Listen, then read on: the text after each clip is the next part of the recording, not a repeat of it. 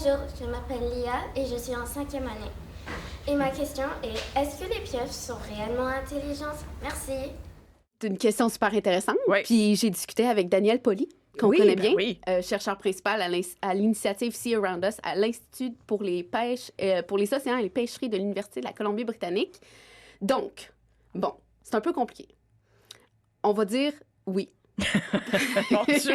Moi, je m'attendais à un oui clair. Oui. Mais dans ce cas-ci, donc, c'est ça, c'est un peu compliqué. On va donner des exemples. La pieuvre peut résoudre des problèmes complexes, comme ouvrir des pots fermés, par exemple, Oui. pour avoir de la nourriture ou Oui. s'échapper d'aquarium. Elle peut changer de couleur et de texture très vite Oui. pour se fondre dans le décor. Donc, ils sont capables d'analyser leur environnement très rapidement. Elles peuvent aussi apprendre à reconnaître les humains individuellement. Ben oui. Les pieuvres ont aussi 9 cerveaux. Ils ont un cerveau central Oui. dans la tête et 8 mini-cerveaux, un dans chacune de leurs tentacules. Donc, chaque bras peut explorer indépendamment. Puis vous l'avez dit, bon, c'est quand même plus compliqué que oui ou non quand on vient le temps de parler de l'intelligence chez les animaux en général, Maude. Oui. Puis c'est vraiment important de se questionner sur ça parce qu'en fait, plusieurs choses où il faut faire attention, où on peut se faire attraper. Il y a des choses comme l'anthropomorphisme. Ben oui, bien sûr. Ça, c'est la tendance à donner des caractéristiques humaines à des choses qui sont non humaines, comme des objets ou des animaux.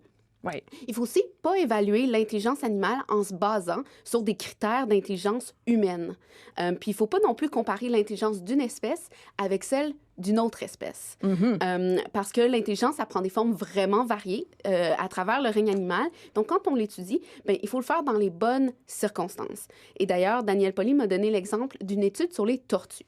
Ils avaient étudié s'ils étaient capables de sortir d'un labyrinthe. Est-ce que les tortues s'en sortaient? Bon, alors, les tortues, en général, elles n'en sortaient pas. Pourquoi? Parce qu'elles s'endormaient. Pourquoi est-ce qu'elles s'endormaient? Parce qu'il faisait froid. Alors, parce que ce sont des reptiles, les tortues ont besoin d'une certaine température.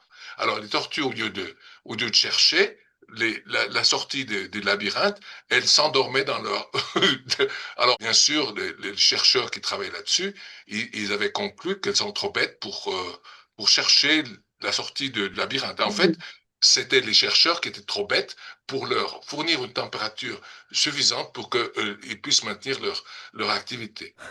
Donc, c'est intéressant quand on y pense comme ça, parce que c'est vraiment... Donc, la question, c'est pas est-ce que tel animal est intelligent ou pas intelligent. La question, c'est plutôt est-ce que nous, on est assez intelligents pour les étudier de la bonne façon.